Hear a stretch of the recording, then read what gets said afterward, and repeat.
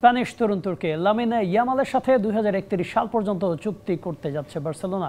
সব ঠিক থাকলে বুধবারই এ নিয়ে আসবে আনুষ্ঠানিক ঘোষণা। তবে নতুন চুক্তিতে কেমন হবে ইয়ামালের পারিশ্রমিক তা জানা যায়নি। মূলত ইয়ামালের বয়স 18 হওয়ার আগেই চুক্তির কাজ সারতে চায় কাতালোনিয়ান জায়ান্টরা, আর এই নিয়ে সম্মতিতে পৌঁছেছে দুই পক্ষই।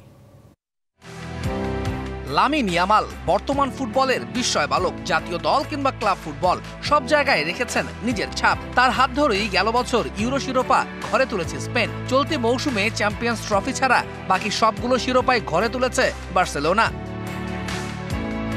2024-25 মৌসুমে বার্সার জার্সিতে 18 গোল করেছেন লামিন ইয়ামাল, অ্যাসিস্ট করেছেন 25টা। মাঠে তার প্রভাবটাও স্পষ্ট। প্রতিপক্ষের বাঘা বাঘা ডিফেন্ডারও তার কাছে খেয়েছে খাবি। তাই তো ফুটবল বিশ্বে ইয়ামালের চাহিদা এখন আকাশচুম্বী। বার্সেলোনাও চাইছে দীর্ঘমেয়াদে তার সাথে চুক্তি করতে। মূলত কাতালোনিয়া ক্লাবটির সাথে ইয়ামালের চুক্তি বাকি এখনো 1 বছর। তবে তার আগেই 5 বছরের জন্য চুক্তির মেয়াদ বাড়াতে সম্মত হয়েছে দুপক্ষই। 2030 সাল পর্যন্ত চুক্তির মেয়াদ বাড়ানোর কথা থাকলেও শেষ পর্যন্ত তা নেওয়া হয়েছে 31 সাল পর্যন্ত। স্প্যানিশ গণমাধ্যমের খবর, এরই মধ্যে তোরি মেলিনা হোটেলে ইয়ামালের এজেন্ট জর্জ মেন্দেসের সঙ্গে সাক্ষাৎ করেছেন ক্লাব সভাপতি ভান লাপুর্তা ও ক্রীড়া পরিচালক ডেকো। আলোচনাও হয়েছে ইতিবাচক।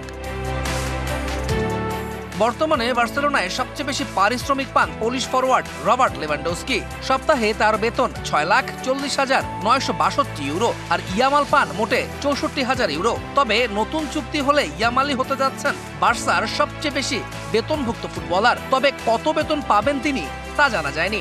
এখনো নিশ্চিত হয়নি তার রিলিজ ক্লজও।